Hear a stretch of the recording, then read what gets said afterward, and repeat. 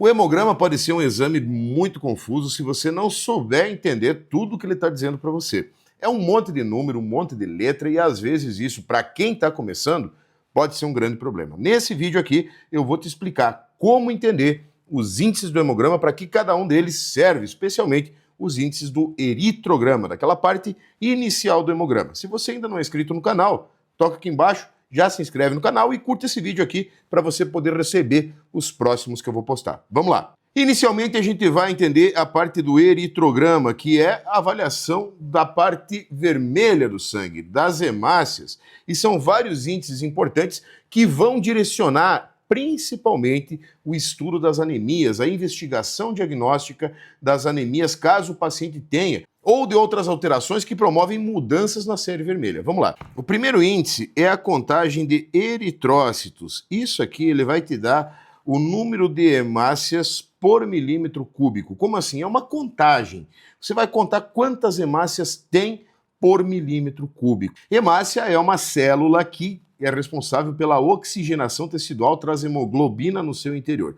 Quando você tem uma contagem diminuída de hemácia, pode ser que você esteja diante de uma anemia. Quando você tem uma contagem aumentada de hemácia, você pode ter ou uma policitemia ou uma desidratação. Professor, então a contagem de hemácia é o que vai definir a anemia? Não. A contagem de hemácia, ela é utilizada para calcular outros índices, você já vai aprender como que isso funciona. Segura aí. Depois, a gente tem a dosagem de hemoglobina. Essa sim é o primeiro índice importante que a gente deve analisar quando você vai interpretar um hemograma. A dosagem de hemoglobina é justamente ela que define se o paciente tem anemia ou não. Qual que é o conceito de anemia? Diminuição nos níveis de hemoglobina para sexo e idade. Se você tem uma baixa de hemoglobina, você tem anemia. Se você tem uma hemoglobina normal, você não tem anemia. Ah, mas professor, uma vez eu estava com o hematócrito diminuído e me falaram que eu estava anêmica, eu tive que fazer reposição de ferro. Veja, quem define anemia não é o hematócrito, é a hemoglobina. Se a tua hemoglobina estiver baixa, tem anemia. Se não tá, não tem anemia. Ponto. É assim que funciona. Então a dosagem de hemoglobina, ela serve justamente para você verificar se tem anemia ou se não tem anemia, certo? E quais são os valores de referência? Você tem aqui, por exemplo, aqui é para o indivíduo adulto, inclusive esse hemograma aqui é o meu, de 13,5 a 17,5 gramas por decilitro de hemoglobina. A hemoglobina é uma proteína que está no interior das hemácias. Então, para determinar essa hemoglobina, a hemácia precisa ser rompida. E aí a hemoglobina sai ali no tubo de amostra onde aconteceu a hemólise e você dosa ela para saber qual é o verdadeiro valor da hemoglobina nessa amostra. Então, quando você vai olhar para um hemograma, o primeiro índice que você deve olhar é para a hemoglobina. Se ela está baixa, tem anemia. Se ela não está baixa, não tem anemia. Ponto final, ok? Depois, volume globular ou hematócrito. Esse é um índice que muita gente usa para determinar se o paciente tem anemia, mas ele não deve ser utilizado para isso. Por quê, professor? Porque o volume globular, ele nada mais é do que a medida da massa celular de uma amostra. Você está vendo nessa imagem aqui. Quando você sedimenta, quando você deixa a amostra de sangue ali parada, ela sedimenta. E aquela massa que fica embaixo, e em cima vai ficar o soro, aquela massa que fica embaixo ali, soro ou plasma, dependendo se a tua amostra tem ou não um anticoagulante, aquilo é o hematócrito, certo?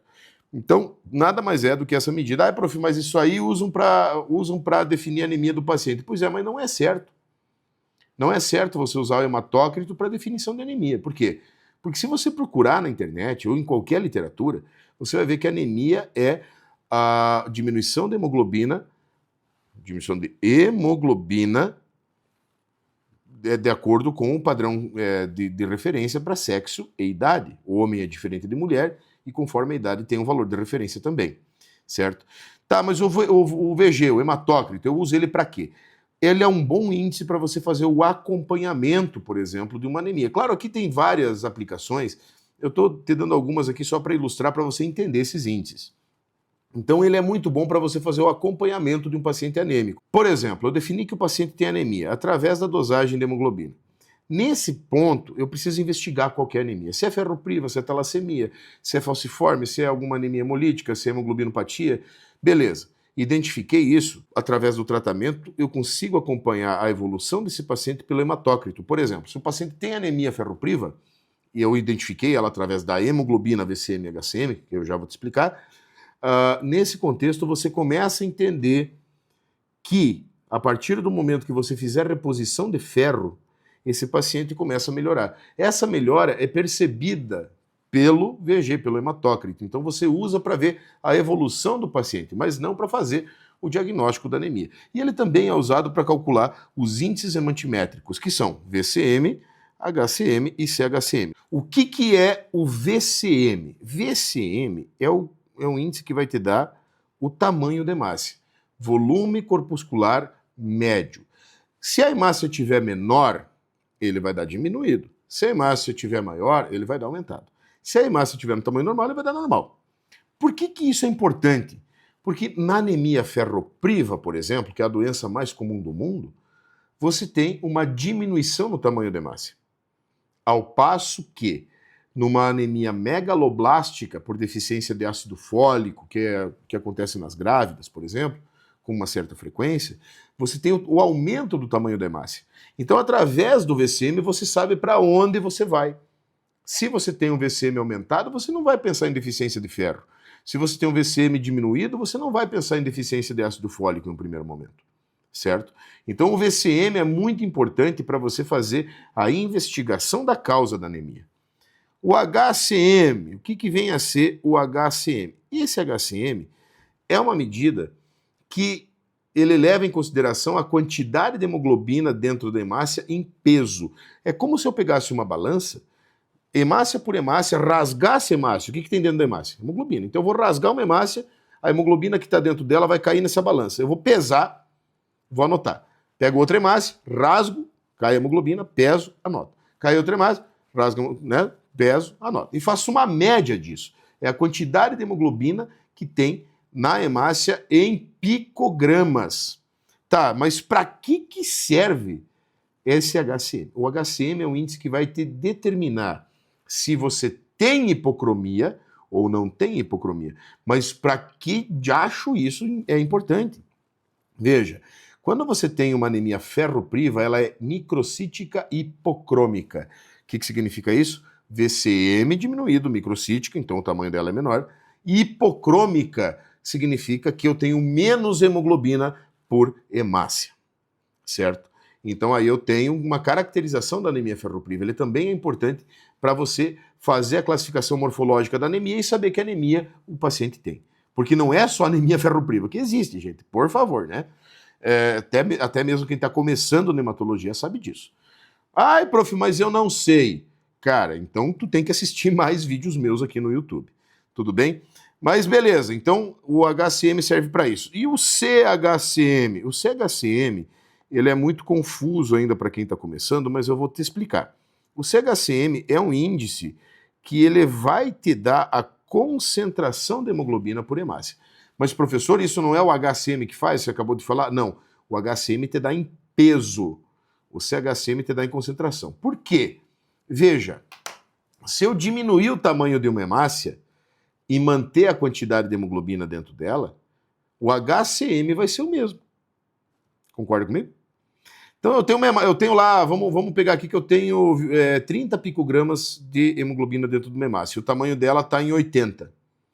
Eu vou diminuir o tamanho dessa hemácia para 60 e vou manter a quantidade de hemoglobina que tem dentro dela. Então eu continuo tendo 30, ou seja, eu não mexi no HCM. Agora, o CHCM é concentração, ele leva em consideração o tamanho da hemácia. Então, nesse caso, se você manteve a quantidade de hemoglobina dentro da hemácia e diminuiu o tamanho da hemácia, você vai aumentar a concentração dela. É óbvio. E, nesse contexto, você tem um aumento do CHCM, porém, continua normal o HCM. Então, nesse contexto, você tem uma distinção do HCM e CHCM. Nesse caso que eu expliquei, é onde aumenta o CHCM, porque a hemácia diminui de tamanho e a hemoglobina se mantém na mesma quantidade, é o que acontece na esferocitose hereditária, por exemplo, certo? Mas se você quer entender mais sobre VCM, HCM e CHCM, vai ter um vídeo meu aqui no YouTube que vai te ajudar. Inclusive, ao final desse vídeo aqui, eu vou deixar o link dele. Muito bem. E o RDW, professor? Veja só, o RDW é um índice muito importante que vai medir anisocitose. Tem muita gente falando bobagem sobre o RDW, falando que ele é um marcador inflamatório. Não é nada. O RDW é um índice que vai te indicar anisocitose. O que é isso? Diferença de tamanho entre as hemácias. Como que você faz o VCM? Veja, se você tem um monte de hemácia do mesmo tamanho, você vai medir elas e vai tirar uma média final.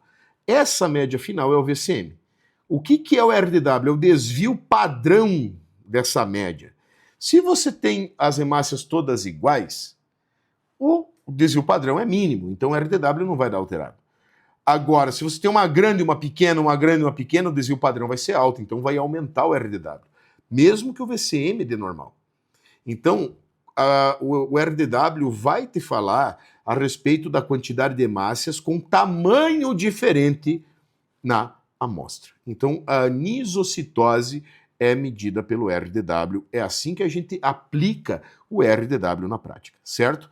Aí nós temos o leucograma depois disso. O que é o leucograma? É a contagem geral, a contagem global, a contagem total de leucócitos por milímetro cúbico. Quando você tem uma leucocitose, ou seja, aumento de leucócito, você tem que investigar. Por quê? Porque pode ser uma infecção viral, pode ser uma infecção bacteriana, pode ser uma infecção fúngica, pode ser uma parasitose, pode ser uma inflamação, pode ser uma leucemia, pode ser um monte de coisa. Mas e como que eu vou saber? Aí você vai ter que vir aqui para diferencial. Através da contagem diferencial, você vai saber o que realmente é. Então eu vou ter aqui a parte de eosinófilos. Isso aqui a gente vai explanar mais a fundo nos próximos vídeos. Inclusive, é bem explicado na minha formação completa em hematologia, que se chama Hemoclés LAN. Se você tiver interesse em conhecer como funciona essa formação, o link dela está aqui embaixo, tá? Tem uma página aqui com todas as informações. Mas, basicamente, o eosinófilo, quando você aumenta ele é relacionado com duas situações em um primeiro momento. Claro que existem várias exceções, que é parasitose e situações de alergia, de reação alérgica. Aí você tem o basófilo. O basófilo, ele é relacionado com a hipersensibilidade imediata. É uma célula que tem em pouca quantidade. Os linfócitos, aí eu tenho linfócito normal e linfócito reativo. Aqueles estão presentes em situações onde você ativa a cascata antígeno-anticorpo, mas existem várias outras também, só estou dando alguns exemplos. Monócitos. O monócito é uma célula que ele pode aumentar em praticamente todas as situações reativas, infecciosas do nosso organismo, certo? Aí tem bastonete, o neutrófilo bastonete, que é da mesma linhagem que o neutrófilo segmentado. Ele vai aumentar sempre que você tiver inflamação aguda. Isso acontece nas infecções bacterianas. Então, basicamente, o leucograma você tem que entender ele de acordo com cada célula que estiver alterada na contagem diferencial do teu paciente, certo? E a contagem de plaqueta, que é o nosso último índice aqui de um hemograma básico, digamos assim, a contagem de plaqueta, ela vai te dar um número de plaqueta por milímetro cúbico, obviamente, e essa contagem de plaqueta ela pode ser muito útil em situações onde o paciente tem uma suspeita de dengue, onde o paciente tem uma trombocitose por trombocitemia essencial, enfim, várias situações. Na leucemia, por exemplo, a plaqueta baixa, na dengue, a plaqueta baixa, no sequestro, na doença mista de tecido conjuntivo, a plaqueta baixa. Então, tem várias situações que fazem a plaqueta diminuir e outras que fazem a plaqueta aumentar. Algumas são graves, outras não são. Então, isso você tem que entender a fisiopatologia dos processos que alteram a contagem de plaqueta, e isso você também aprende no nosso curso, na nossa formação completa, que é o Hemoclés LAN, que, como eu te falei, deixei o link aqui embaixo. Bem, espero que você tenha gostado desse vídeo inicial. É um vídeo bem básico para você entender os índices do hemograma, e agora aqui na tela vai aparecer um link para você entender melhor VCM, HCM e CHCM. E como eu te falei, clica aqui embaixo e conhece a nossa formação completa em hematologia. Se você ainda não curtiu esse vídeo, toca aqui embaixo, deixa o seu like e se inscreve aqui no meu canal.